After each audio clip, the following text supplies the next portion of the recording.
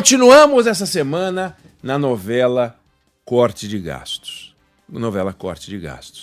Esse é um assunto chato, mas importante. Tem vários assuntos que são chatos e importantes. A começar de bronca que a gente leva de pai. Ou bronca que a gente dá em filho. Não tem nada mais chato, mas nada mais importante.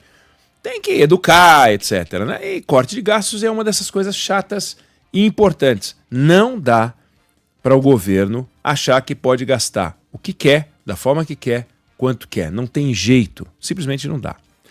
Agora, quando a gente olha o que está sendo feito, a maneira como está sendo feita essa discussão no governo, vai sair algum número, é evidente que vai sair algum número.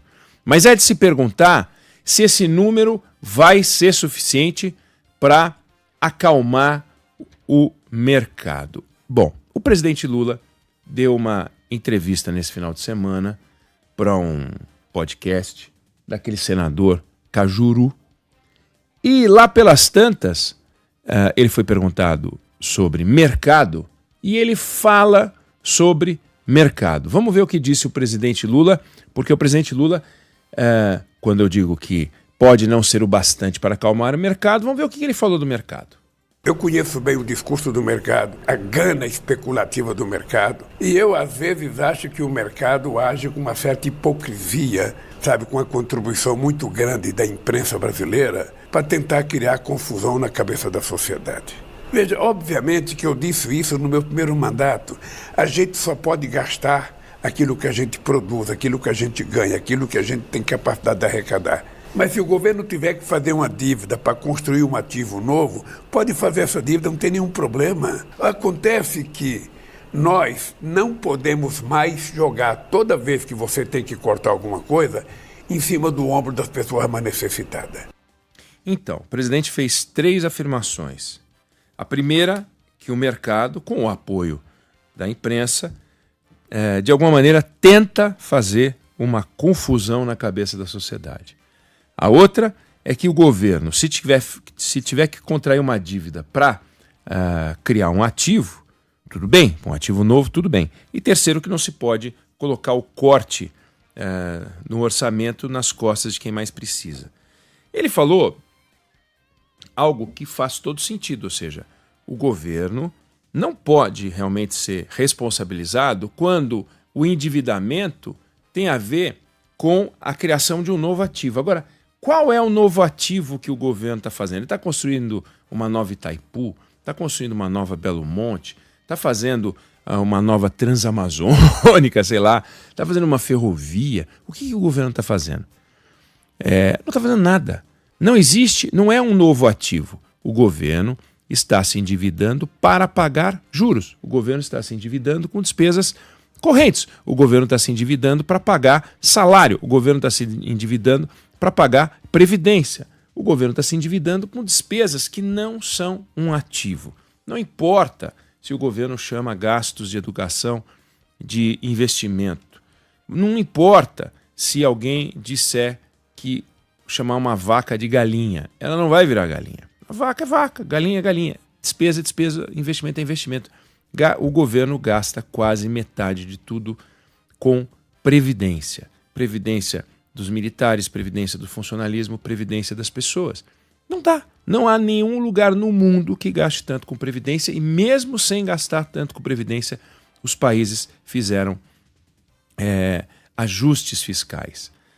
A Irlanda fez ajuste fiscal, a Islândia, Itália, todo mundo fez ajuste fiscal. No Brasil, a gente tem que fazer ajuste fiscal, porque nós estamos gastando com despesas correntes mais do que é razoável. Não é verdade que estamos criando novos ativos. Então, tudo bem, de fato, o presidente tem razão.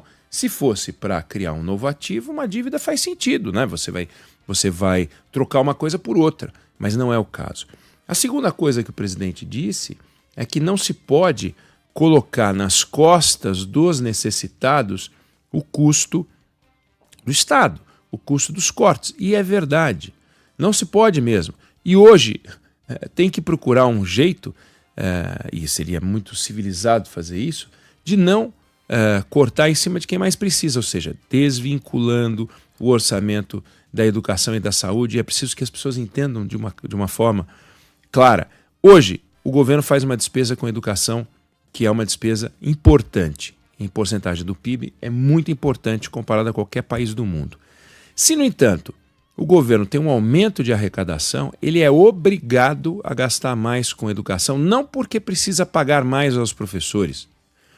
Ele tem que gastar mais com educação porque arrecadou mais. Entendeu? Não é por necessidade de despesa, é porque entrou mais dinheiro no caixa do governo. Entrou mais dinheiro no caixa do governo, tem que gastar mais com educação.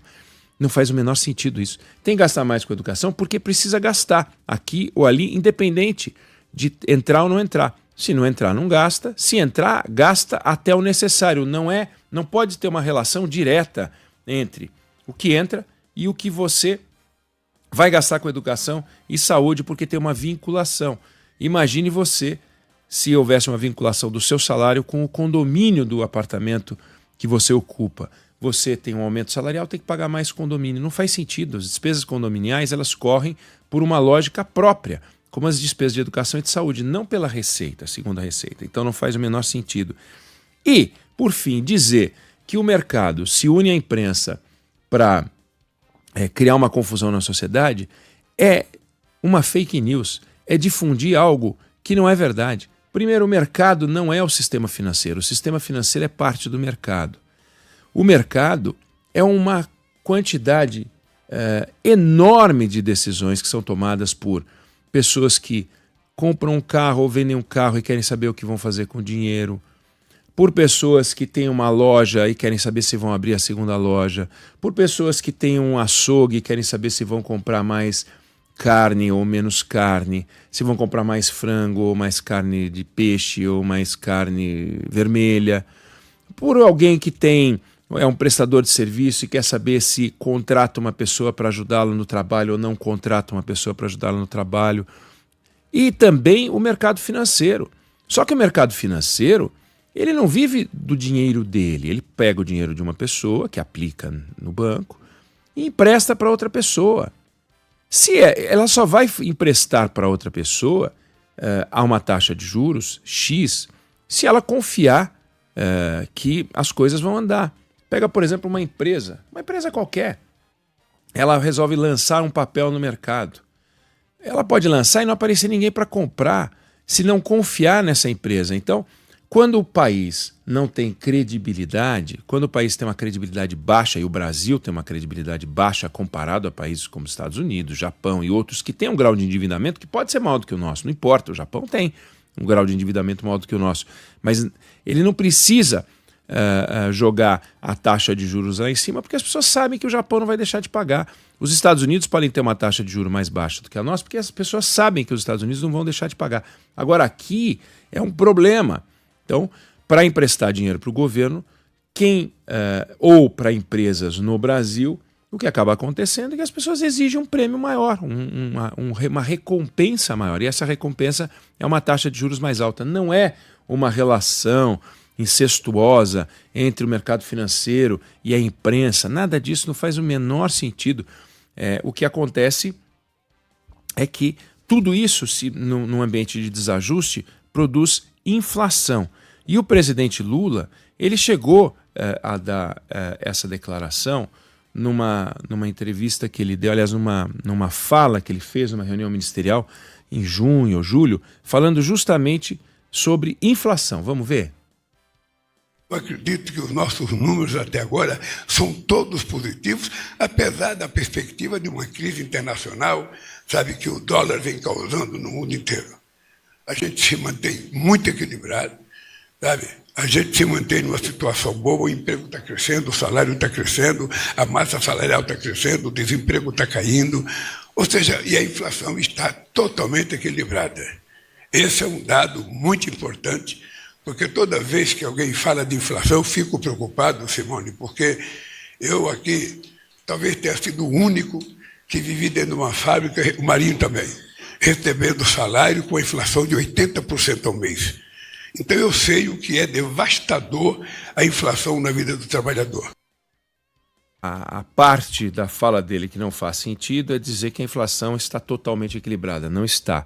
Mas é verdade que o presidente Lula conhece como poucos o mundo da inflação. Quando o Lula nasceu, ele nasceu em outubro de 45, 3 dias depois da fundação da ONU, 2 dias antes da deposição de Getúlio Vargas. O Brasil era um país de 45 milhões de habitantes. Naquele ano, a inflação beirou os 15%. Então, o Lula nasceu num ambiente de inflação de quase 15%, em 1945. Quando ele completa 18 anos de idade, a inflação foi de quase 80%. Quando o Lula se casa com a Marisa Letícia, em 74, a inflação era de 27%. E quando ele lidera uma greve no ABC, em 79, a inflação era de 77%. O Lula sai candidato a presidente da República pela primeira vez em 89, com a inflação de quase 1.800%, Fábio. E ele se candidata a segunda vez em 1994 com uma inflação de 2.000%. Dos 79 anos do Lula, a taxa de inflação na vida dele só foi inferior a 5% em 10 anos. Em 5%, que agora está em 4 pontos alguma coisa. Em 10 anos. Durante 69 anos foi acima de 5%. E abaixo de 10% apenas durante 27 anos. Então, durante 52 anos da vida do Lula, a inflação teve acima de 10%, sendo que teve ano com 20, com 30, com 40, com 50, 60, com 100, 200, 400, 800, 900, 1.000 e, como eu falei, 2.000%. Então, ele sabe o que é inflação. Ele deveria ter pânico de inflação. Ele deveria ficar desesperado com a inflação e chegar para o Ministério e falar: eu quero cortar. Eu quero cortar. Mas, em vez de falar eu quero cortar, ele fica batendo bumbo com coisa que não faz sentido. Por exemplo, ele falou uma frase nesta entrevista que deu nesse final de semana ao senador Cajuru, falando sobre alguns feitos do governo dele. Vamos colocar, ele falou agora.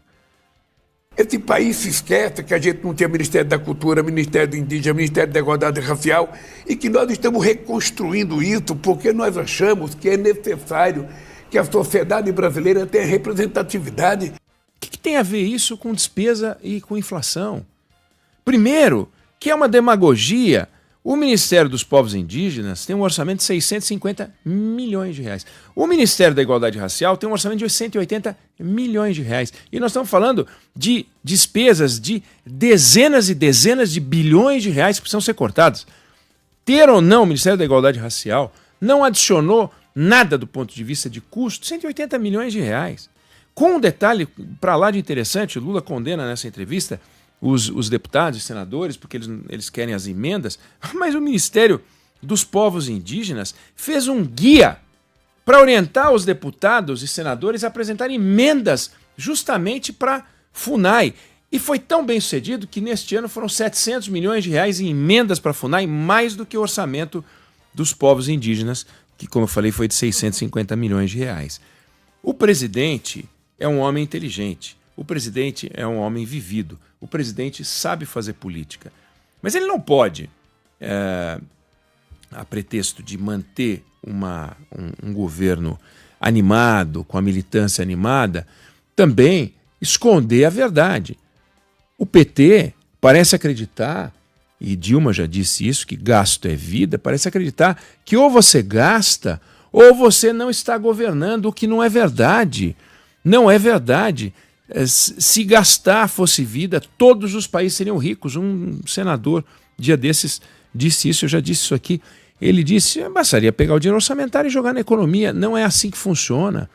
Você aumentar a receita, a renda per capita das pessoas é importante, desde que seja uma conquista estrutural. Só distribuir dinheiro, quem quer dinheiro, não faz sentido nenhum. Você tem que aumentar a capacidade produtiva da sociedade, você tem que aumentar a produtividade da sociedade. É tudo muito mais complicado do que a cabeça das Gleisi Hoffmann, dos mercadantes, pessoal.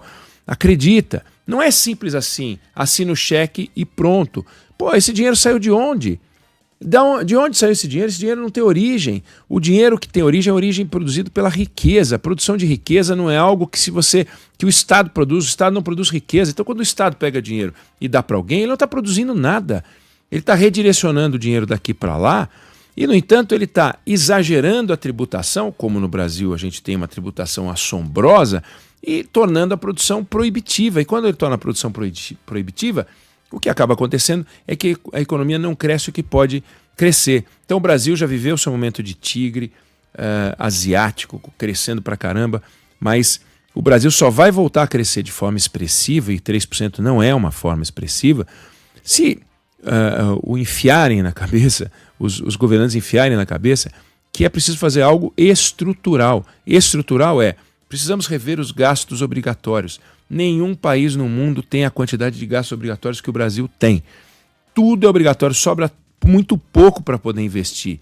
E aí o governo quer poder investir mesmo sem cortar nada. Isso não tem jeito, não tem que enfrentar as corporações, enfrentar as estruturas de poder que tem dentro do Estado brasileiro. E isso o presidente Lula não faz, ou pelo menos não fez até agora. Ele diz que é uma pessoa que está muito preocupada com as despesas, sempre teve, que o governo dele era um governo, o primeiro governo dele, por exemplo, foi um governo que ele fez superávit. Sim, porque ele não fez nada para mudar as conquistas do governo Fernando Henrique. Simplesmente não fez nada.